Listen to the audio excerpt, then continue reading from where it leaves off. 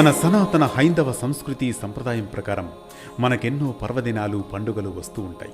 వాటన్నింటిలోకి ఆ పరమేశ్వరుని భక్తి శ్రద్ధలతో ఆరాధించేందుకు ఈ మాస శివరాత్రి ఎంతో ప్రత్యేకం.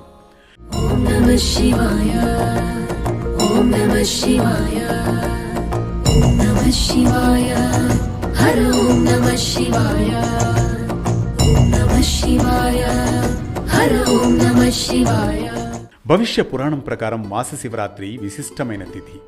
మాస శివరాత్రి అన్నది ప్రతి మాసంలో కృష్ణపక్షం చతుర్థి రోజున వస్తుంది. ఈ తిథికి అధిపతి శివుడు. ఈ రోజున శివ పార్వతులను పూజించడంతో పాటు ఉపవాసం ఉండడం ఆనవాయితీ. ఏడాదికి 12 నెలలు ఉంటే ప్రతి నెలకు 2 ఏకాదశి తిథులు వస్తాయి. విష్ణు భక్తులు ఏకాదశి నాడు ఉపవాసం ఉండి మర్నాడు భుజిస్తారు. అదేవిధంగా శివభక్తులు పరమేశ్వరుని ఆరాధించే పవిత్రమైన రోజే మాస శివరాత్రి. తెలుగు పంచాంగం ప్రకారం ప్రతి నెల అమావాస్యకు ముందు వచ్చే బహుళ చతుర్దశి తిథినే మాస శివరాత్రిగా పిలుస్తారు. కామం, క్రోధం తదితర బంధాల నుంచి విముక్తి పొందడం కోసమే ఈ మాస శివరాత్రిని భక్తి ప్రపత్తులతో ఆచరిస్తారు. మాస శివరాత్రి రోజునే లింగోద్భవం జరిగిందని మన పురాణాలు చెబుతాయి. అలా శివుని జన్మతిథిని అనుసరించి ప్రతి మాసం భక్తులు శ్రద్ధగా ఆచరించేదే మాస శివరాత్రి.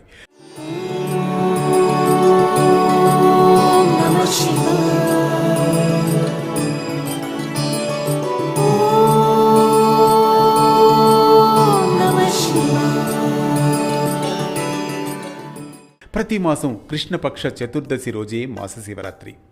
చతుర్దశి రోజున రాత్రి పార్వతీదేవిని శివుడు వివాహమాడినట్లు చెబుతారు. అంతేగాక మాస శివరాత్రి రోజు రాత్రి సమయంలో పూజ చేయడం చాలా పవిత్రం. శివాలయంలో కానీ లేదా ఇంటి తూర్పు దిక్కుగా కానీ కూర్చుని శివారాధన చేయడం విశేష ఫలితాన్నిస్తుందని పెద్దలు చెబుతారు. పరమశివునికి పాలు, పెరుగు, తేనె, నీరు, పంచదార, గంగాజలం, చెరకు రసం మొదలైన ద్రవ్యాలతో అభిషేకం చేసి అనంతరం బిల్వపత్రం, దర్భ సమర్పించాలి.